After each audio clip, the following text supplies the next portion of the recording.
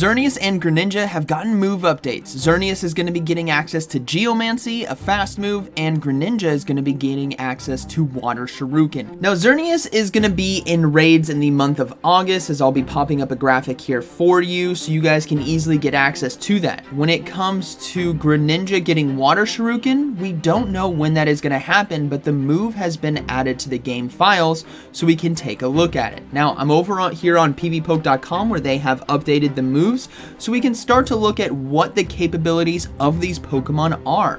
Let's go ahead and start with Geomancy. Geomancy is going to be basically the same energy gain as Snarl and Rollout by doing a little bit less damage. So definitely a big bump up, because the tackle damage, as we can see right here, was the only other fast move that it did have access to, which is not a great move.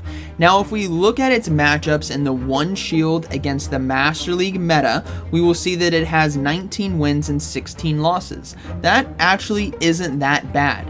Now, if we update it to Geomancy, right, it only gets 21 wins and 14 losses. So 2 extra wins there with a massive upgrade to a fast move, which I think is kind of interesting. I think there's going to be more to this when you guys get energy advantage, so if it's used as a safe swap, because we need to look at its moveset, which is very, very important. It's going to be Close Combat and Moonblast. Now, you also have access, you guys can see it, to Giga Impact, Mega Horn, and Thunder, but the Close Combat really helps out against those Steel-type Pokemon. So Xerneas now, just like an Umbreon safe swap with Snarl or a Rollout safe swap with Dunsparce, you get ahead on energy. It can be very devastating and allow you to get multiple charge moves that you wouldn't otherwise get to. Now, Greninja. Let's go ahead and go back to that. This is by far one of the craziest introductions, and I don't know if it's gonna stay. I mean, I hope it does, because it's a unique fast move, just like Lock-On. Or, Lock-On's not unique, it's on multiple Pokemon, but it's unique to Greninja, and it has the massive energy per turn of 4.66. Now, it doesn't seem like that massive, considering that Fairy Wind, Mud Shot, Poison Sting, Psycho Cut, Thunder Shock are all 4.5, so it's just a slight bump up. But it also has 6 damage as compared to 3, so double the damage of these moves while having more energy per turn. This actually allows it to get to Hydro Cannons faster than a Swampert. That is insane. And if we look at its matchups, now Greninja, we have to understand, we got to take this with a grain of salt.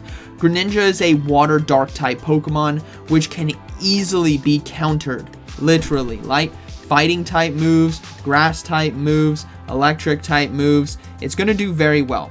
Now, if we take a look at its old moveset, which is Bubble as the fast move, now it doesn't have access to Hydro Cannon yet, it has Surf, but let's just put Hydro Cannon there, because it is going to be a community day Pokemon, so water type Pokemon get Hydro Cannon. Makes sense.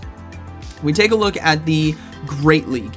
It would have a 55.9% win rate right there, right? A lot of counters that include all the grass type Pokemon and what have you, fightings and all that jazz, and fairies. But if we update it to Water Shuriken, so it's 55%, this now jumps up to 70%. That is actually a very big bump up because of the ability to spam more charge moves. And his charge moves actually have very nice coverage.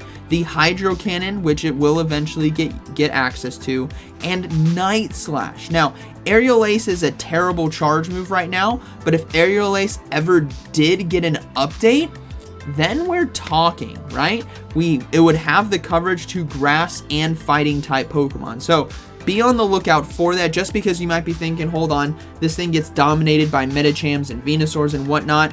We gotta remember it has access to Aerial Ace, and if that Aerial Ace ever gets an update with Water Shuriken and still having Hydro Cannon, we're talking there. But the Night Slash does have good coverage against these Psychic and Ghost type Pokemon, which are pretty common. Now, this is the Great League. If we do the meta as well, we'll see that it has a 41% win rate. And obviously, it's losing pretty hard to, obviously, a Shadow Victory Bell, that Shadow Razor Leaf, a Shadow Charm Ninetales, a Lantern, Toxicroak, Medicham. These all make sense, right? The typings and the movesets just to hard counter it. Now, if we look at the Ultra League, let's see here, my bad. Ultra League, let's go ahead and update the IVs so that it actually can fight in the Ultra League. We'll see that this is against the meta, it is going to have a 42% win rate. So once again, a lot of Pokemon are going to be taking it down. Charmers, counter users, Obstagoon, Scrafty, Registeel. But this is one of those Pokemon where I feel like it needs to have shield advantage. So if you somehow draw out its hardest counter with a safe swap and give a Greninja a 2-to-1 shield advantage to sweep endgame, it could probably sweep teams. And it has been doing that for me in Specialty Cups. If you guys remember, there's been a lot of videos that I have been using Greninja in Specialty Cups and absolutely sweeping teams with Bubble, Surf, and Night Slash. So if it gets Water Shuriken and Hydro Cannon, that's going to go through the roof. So while on paper, this doesn't look to be super impactful against the meta, it's like not somehow you like massively overcome. I think we need to take into account what its potential could be with the shield and energy advantage, because Water Shuriken is out of this world when it comes to damage and energy gain. Now, I said earlier that you need to take into account that this could be updated, right? It has not been fully introduced. It's not like we get a Greninja right now with Water Shuriken. This is what it is. So it's likely going to change. But this is just super interesting to look at what it's capable of, because I feel like it's going to give it the capability to be amazing while also still having the hard weaknesses that you can easily take it down, which I think is a good balance. It's not completely broken, but overall, this looks to be like a very cool double update right here with the Geomancy and Water Shuriken. So let me know down in the comments which one you guys think is going to be better.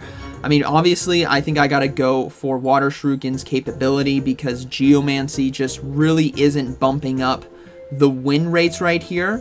On Water Shuriken, it clearly bumps up the win rates, right? It went from 55 to 70%. That's a 15% increase in wins. Whereas this one, against the Master League, because it's going to be a smaller pool, it only gets 2 extra wins, which is tough. But overall, I think they're both good updates.